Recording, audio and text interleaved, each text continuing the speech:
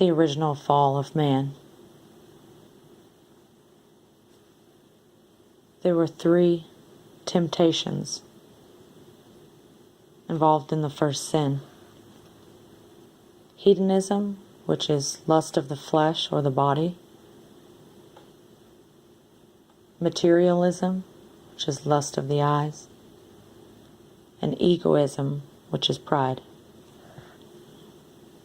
In Genesis 3:1-6, Eve sees that the tree is good for food,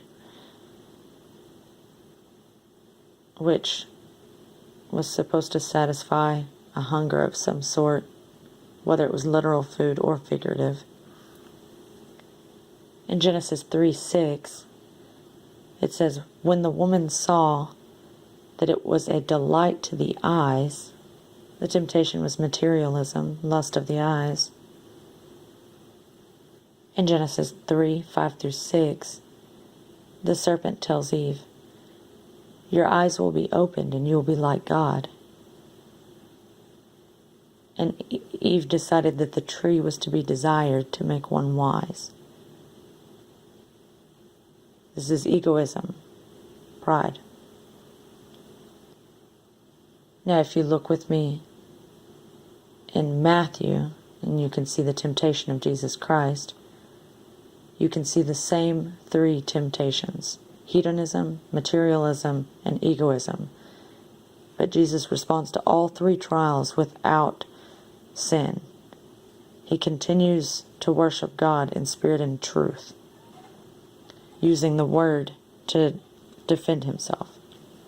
In Matthew 4:1-3, the tempter comes to Jesus and suggests that he command these stones to become bread.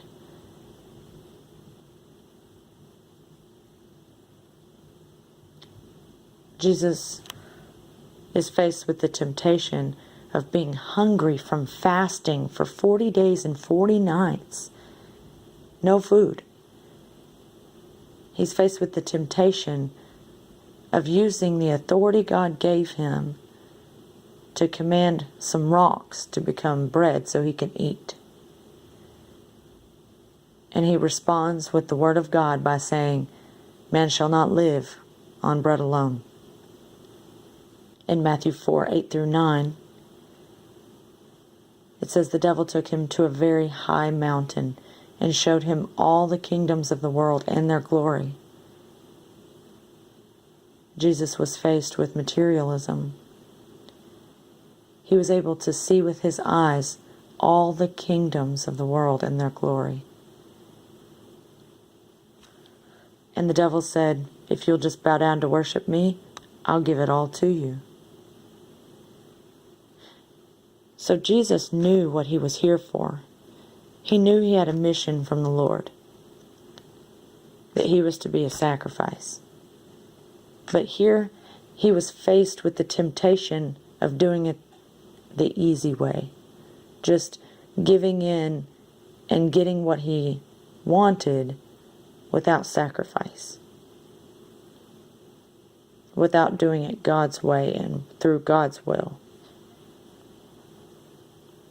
In Matthew 4:5-6, it says that the devil took him to the holy city and set him on the pinnacle of the temple. He told him, if you are the Son of God, throw yourself down.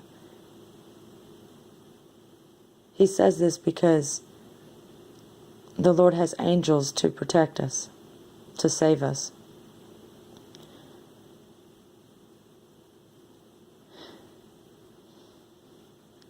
He's tempting Jesus to try God, or to see if he will really save him, if he will really send angels to help him in his time of need.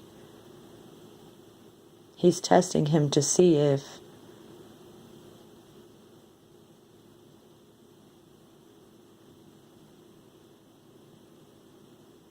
he will sin through egoism, if he can puff him up with pride into knowing who he is and how important he is,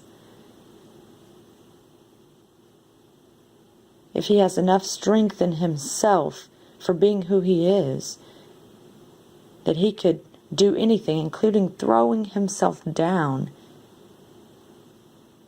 in might or strength. Because Christ responds to the devil and his angels without sin and continues to worship in spirit and truth, the fallen kingdom hates him. This hatred eventually leads to Jesus being framed for a crime falsely, being dragged before the kings of the earth, being beaten almost to death, being sentenced to death, his friends betraying or denying knowing him, being hung on a cross and tortured, being laughed at, mocked, and publicly humiliated, even leads to his garments and possessions being gambled for while he's dying on a cross.